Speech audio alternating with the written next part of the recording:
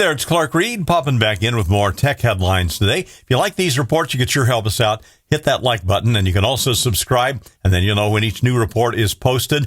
Lots of stuff going on today. Samsung Galaxy Unpacked is coming up, and it's rumored to be February 25th. And Gadget.com reports we can expect to see the next-gen Galaxy phones, the S26, if the current naming scheme continues.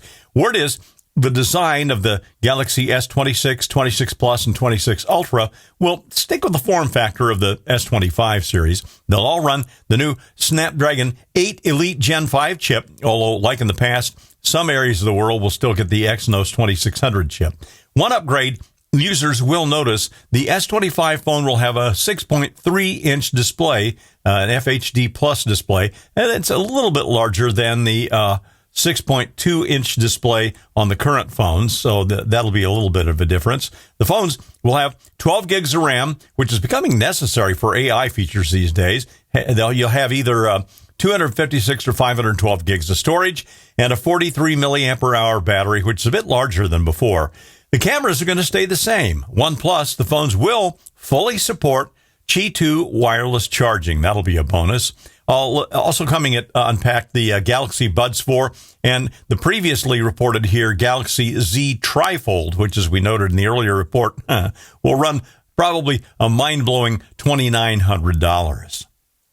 We had a story earlier this week about how the iPhone Fold will have a bigger battery than most folders, which is a welcome bit of news. Well, now, according to 9to5Mac.com, some additional details have leaked out about the folder from Apple, due out in September. One of them will require a little retraining by users. The volume buttons aren't going to be on the left side. They've moved to the top right, like the iPad mini. And the power button, which also activates Touch ID, and the AI button, which is also often used for the camera, are going to stay on the right side. Apparently, Apple did this because the motherboard's on the right side, and they don't want to run extra wires behind the screen to the left side for the buttons. The left side is completely screen structure and battery inside. There will be a single punch-hole camera with a smaller and cleaner dynamic island, and the rear dual cams, microphone, and flash will all be horizontal on the right side. And there may only be two colors available, black and white, but that kind of makes sense since most people put a case on expensive smartphones like Apple's, and this will probably be $2,000, $2,200. OpenAI seems to be going whole hog on ads for ChatGPT. Meanwhile, Anthropic has announced that their AI chatbot Claude will remain ad-free. TheVerge.com notes that Anthropic announced in a blog post, quote, "We want Claude to act unambiguously in our users' interests, so we've made a choice. Claude will remain ad-free. Our users will not see sponsored links adjacent to their conversations with Claude, nor will Claude's responses be influenced by advertisers or include third-party product placements our users did not ask for," unquote. Many platforms and websites, as well as services from tech companies, are doing fees. Just think of all the little fees you pay out monthly, and they add up. $9.95 here, $19.95 there. Well, let's hope Anthropic doesn't cave and eventually charge fees for using Claude and add in advertising, as some have done. In a truly scary move, the Department of Homeland Security is low-key demanding tech platforms hand over information about users, critics of the Trump administration.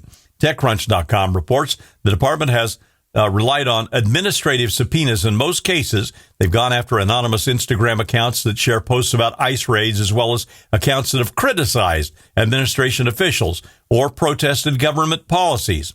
Unlike judicial subpoenas, which are authorized by a judge after seeing enough evidence of a crime to authorize a search or seizure of someone's things, administrative subpoenas are issued by federal agencies, allowing investigators to seek a wealth of information about individuals from tech and phone companies without a judge's oversight.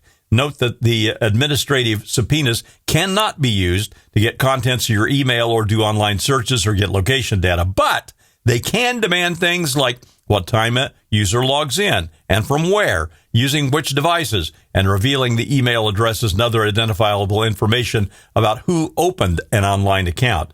That's something to be aware of in this era of Trump. I'm Clark Reid, and you're Technified for now.